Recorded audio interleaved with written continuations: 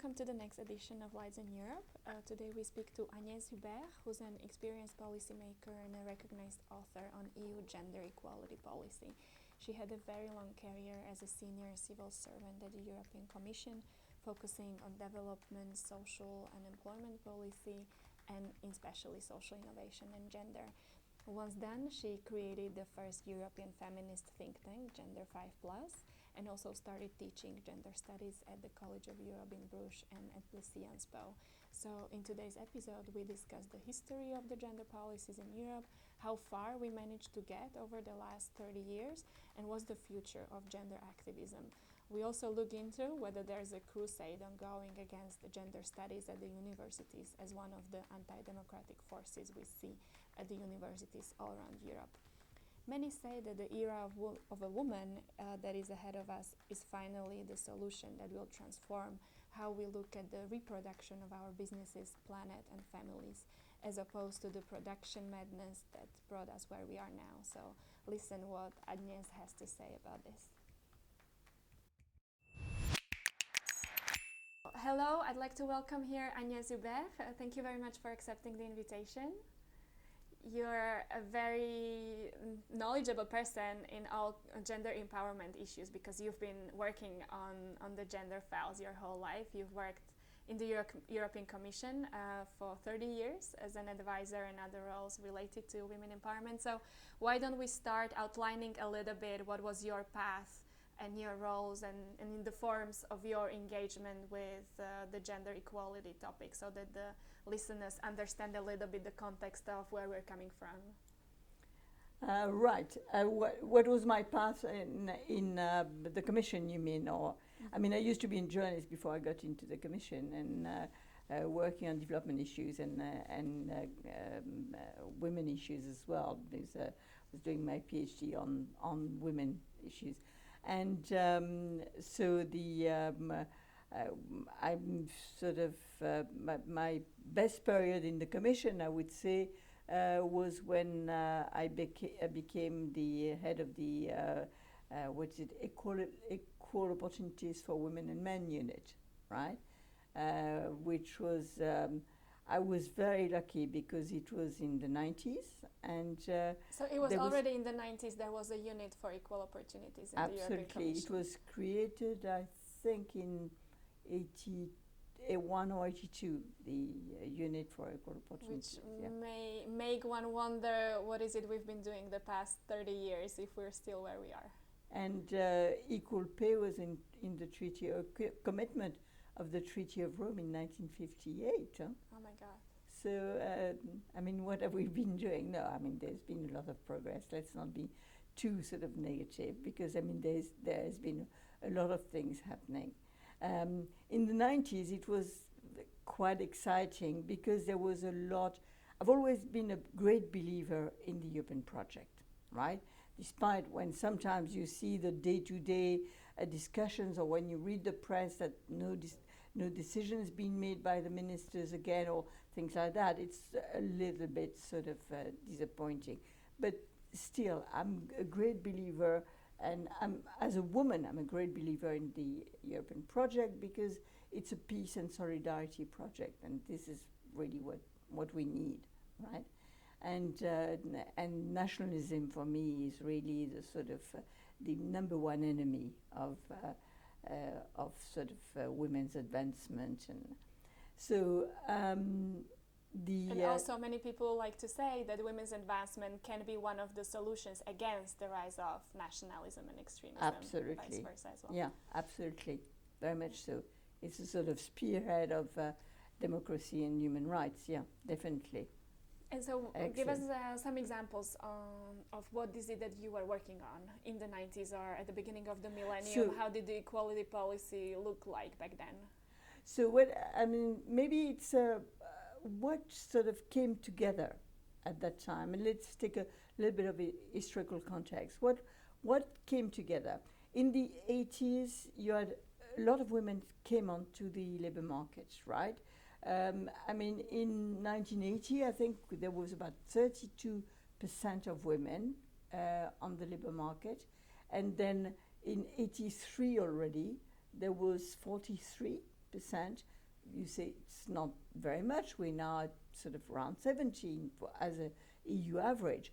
But I mean, this was an important move because suddenly women were sort of demanded by the labor market because studies were longer, because people were sort of going on retirement earlier, etc. And the fact that we're getting into a service economy as well was important because you needed the skills of women to be good communicators in particular, to be, I mean, it was really the service economy that was demanding women. So employers got very interested in having more women, so they started to get interested in the question of work-life balance.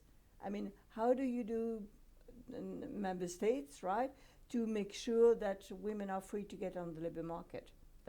So we had the employers, the unions as well, and then in the 90s we got as well the civil society at national level. I'm sorry, I mean it was pre-enlargement, so we're talking about the old European Union, right?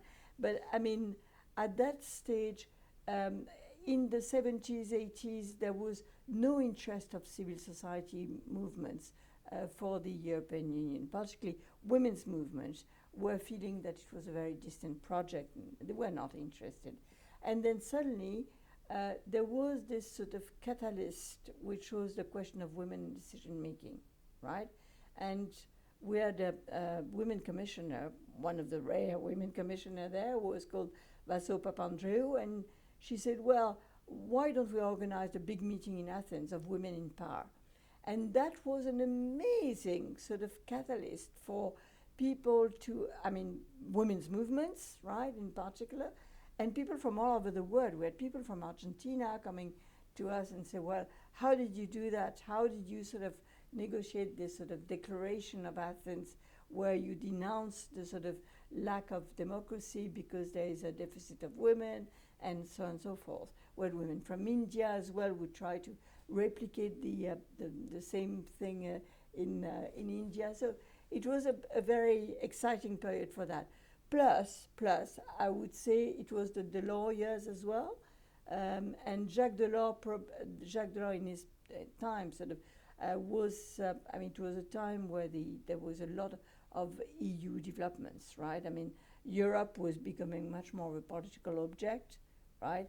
And it was much more into, it was not the sort of economic community that, I mean, it was the economic community as well, but it was becoming political as well. So all these factors sort of got together, which meant that the European policy was not only equal pay, of course, and the question of the conditions of women on the labor market and in the economy, but it was as well the question of representation of women in political areas. It became as well the question of violence against women, where the first recommendation against sexual harassment at work in 1992.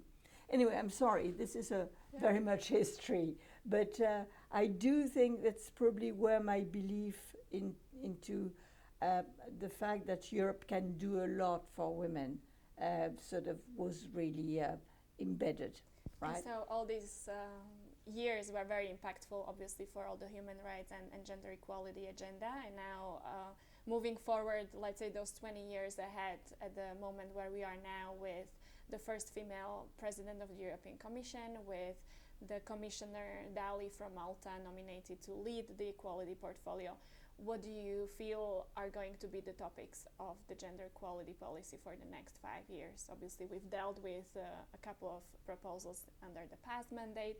Some of them are still stuck in the Council because the member states don't always walk the talk of the values that they're declaring politically when it comes to voting for proposals like anti-discrimination directive.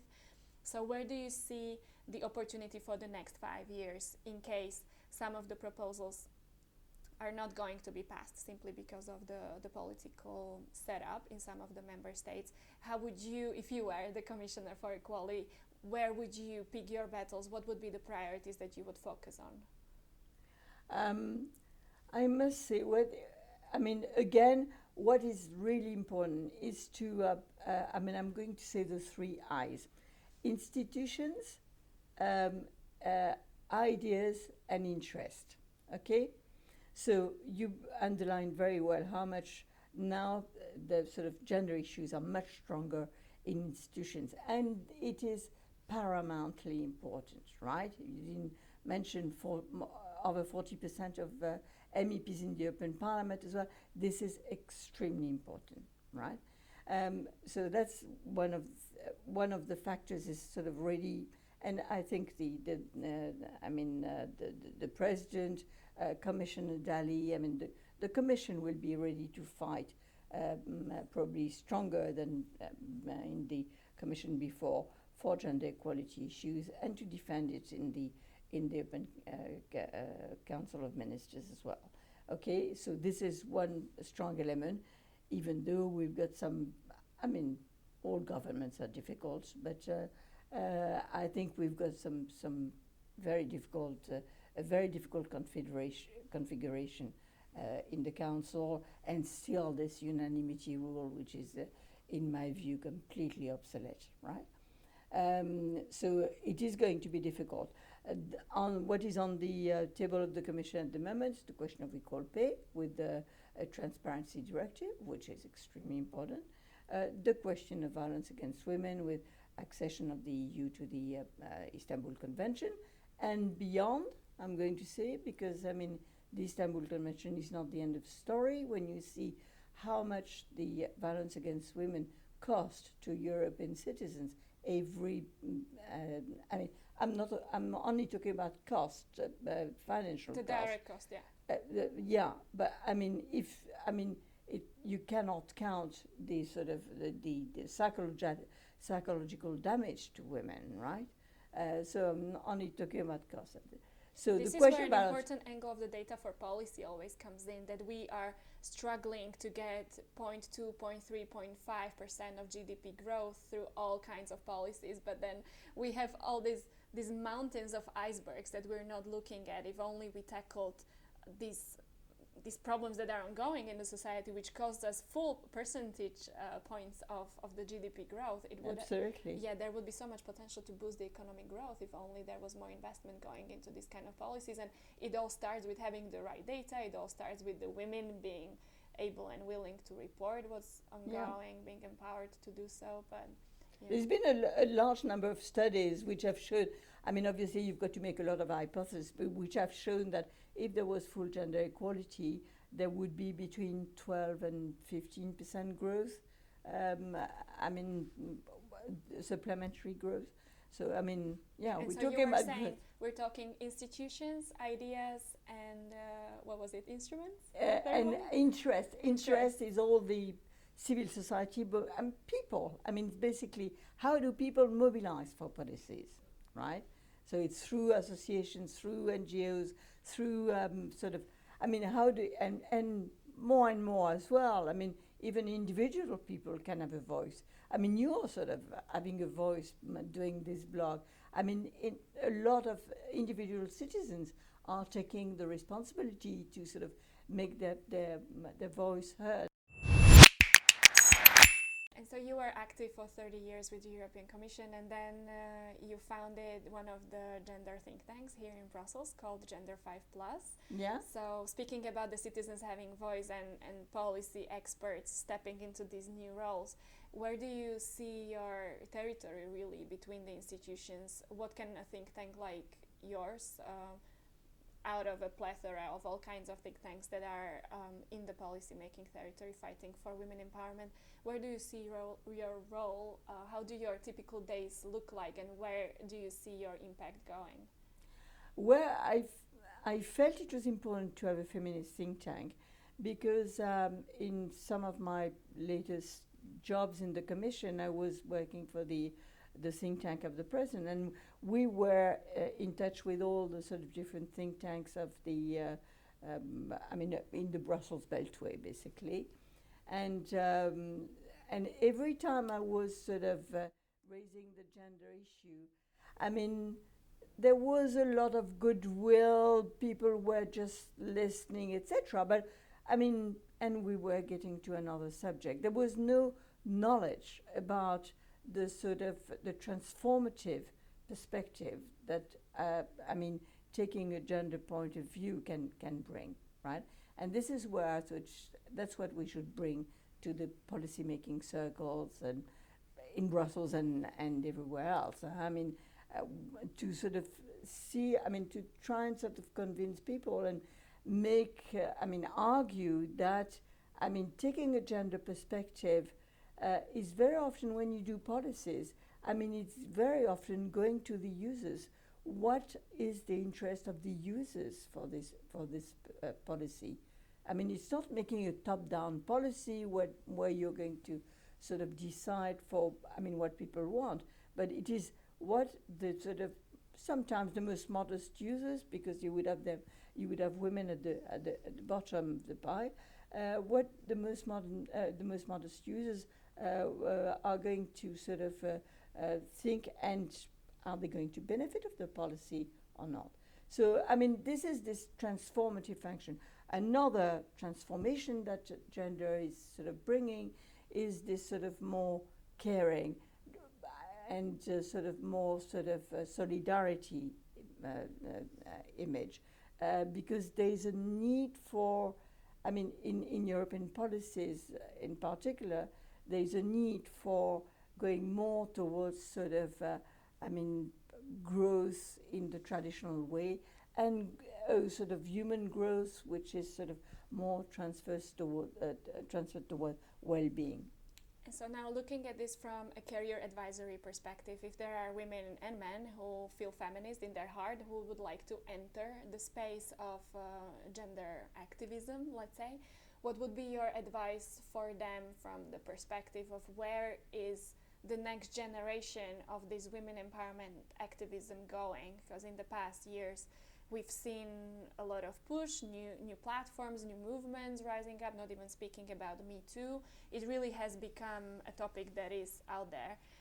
But at the same time, we see a lot of criticism for the opaqueness of how policies are created, a big push for greater transparency and greater smoothness of the channels through which citizens can impact the policy-making process, right? So many groups out there, typically the ones who are not in the Brussels headquarters, feel discriminated against because they are not physically present here and they don't have the access to the possibility of attending the meetings in person, which is why they think their voices are not heard, because that's how typically the policies are created in a bit more closed space that we're in. So what would be your advice to the people who want to contribute to the narrative without necessarily being here and opening up, let's say, their own consultancy practice?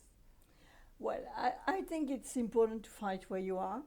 There's a lot of people who would be fighting for the rights of migrants or to help migrants, for instance, integrate into society, and this is extremely important. There is a lot of people who would work with lone mothers who are in a much more difficult situation than others. I mean, to fight where you are is really probably where you're going to be the most efficient.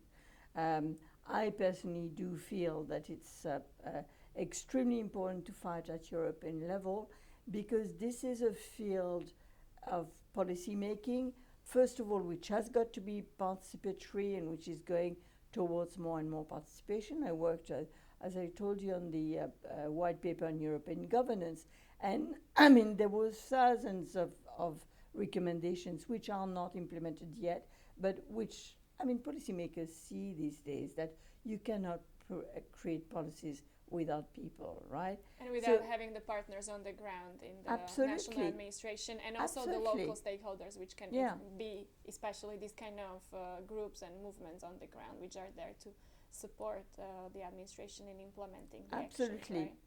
Because once you've made the policies, you've created the directive, it's going through the council, you're quite happy. But who is going to implement it, right? I mean, you've got a number of actors at national level who are important, but I mean, it's really the users who are actually going to call for the implementation of the policy.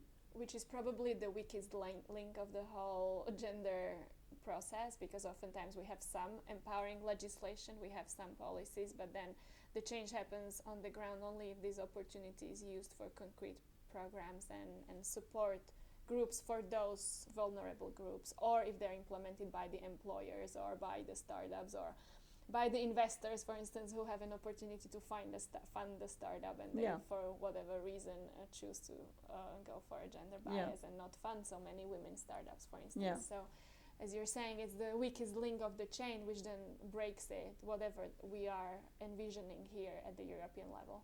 Yeah, but at the same time, I'm sure at sort of a local, regional level, even national level, I mean, there's a lot of people who are sort of well aware, probably more men than women, but still there are women's groups as well who are quite active in sort of using the social fund money, using the Daphne program, using EU programs that are actually sort of helping people directly, rather than sort of just comforting the national sort of setup. And so one of your engagement forms is also that you're a teacher of gender studies at various schools here in Brussels, in Bruges at the College of Europe, and also in France at Sciences Po.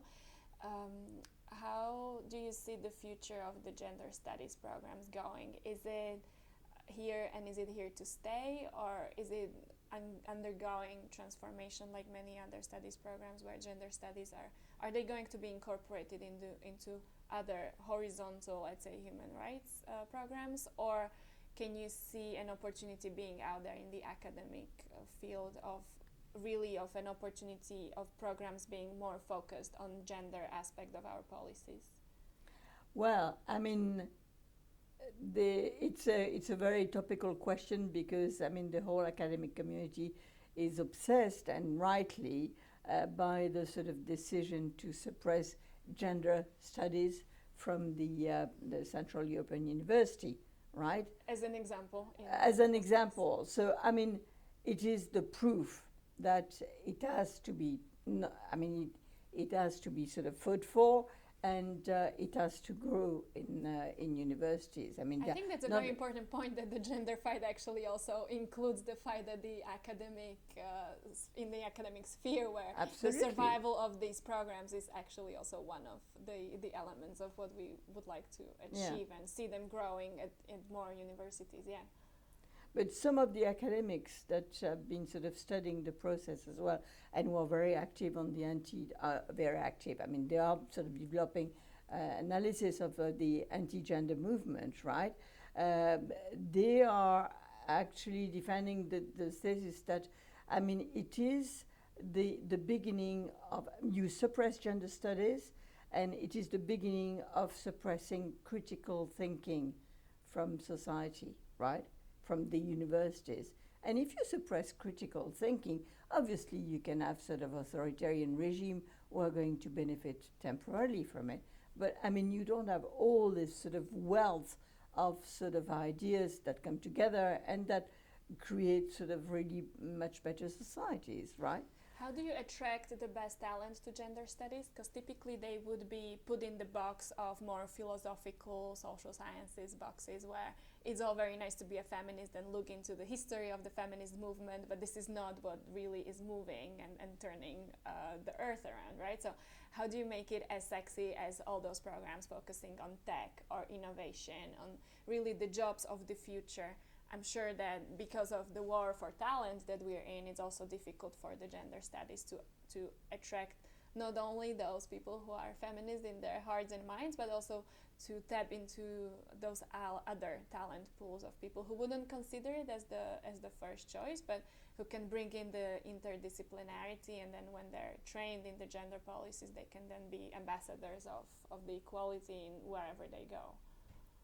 Well, I think everybody should be ambassadors for a sort of a gender perspective into policies. No, I see it with my students, female and male, right?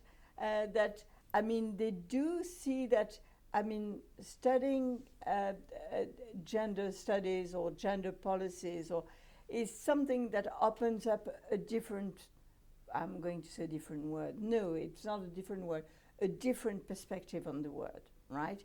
And I mean, you don't do gender studies only, you very often, most often you would combine it with economics, with technology, with whatever, with science or literary subjects. But a course in gender studies helps you to understand the word in a different way, and this is what knowledge is about, right? To enlarge your capacity to understand the word with all the tools you've got. So I do think it's important, yes. And so where do you see the future going? We often say that the future is a woman. Many people like to say that the next decade or the next century will be about the power of the women really taking over and bringing a new quality of leadership and new choices around and about how our countries are run, how our businesses are run, what kind of priorities we place on our policies, where do we invest money, what kind of criteria we take into consideration in any kind of investment or consumer or a business decision we're taking. So where do you see the future going? What is the future that we would like to see, where you think this whole gender narrative can be valuable? Something which we don't say enough is that we live in very affluent societies, right? In general, we are much richer than we've ever been, right? Obviously there's strong inequalities between people, between countries, etc., but probably less than there has ever been, even between the developing world and the developed world. So I do think that we've now got to get to a sort of different stage of sort of pushing production, pushing sort of, and we're pushing production, but we've always ignored the reproduction sphere, right? And the reproduction sphere is what is now becoming important for people. Not to have more babies, maybe having babies is important as well, but it's not to have more babies, it's to be more caring, it's to have a more caring a culture for the environment. It is, the classical metaphor of sort of you cut a tree, you increase the GDP. We don't want to cut so many trees. The program of Franz Timmermans is going to be to plant trees, right? So we need a more caring sort of society, and we need a more caring economy. This is where gender is so important. It's not just to sort of push women to higher positions, but if there are women in higher positions, I hope that, and if there is a critical mass of women in a higher position, I do hope this is going to change the sort of mentality, because the traditional sort of function of women has been to look after the family, right? It's an historical fact, right? And the woman has been more responsible for this sort of solidarity. And what we need is solidarity at the moment and care. So I do hope that this is the changes that women can bring, and some enlightened men as well. Very beautifully said. Thank you very much, and let's hope we will see more of this kind of Europe in 5 years.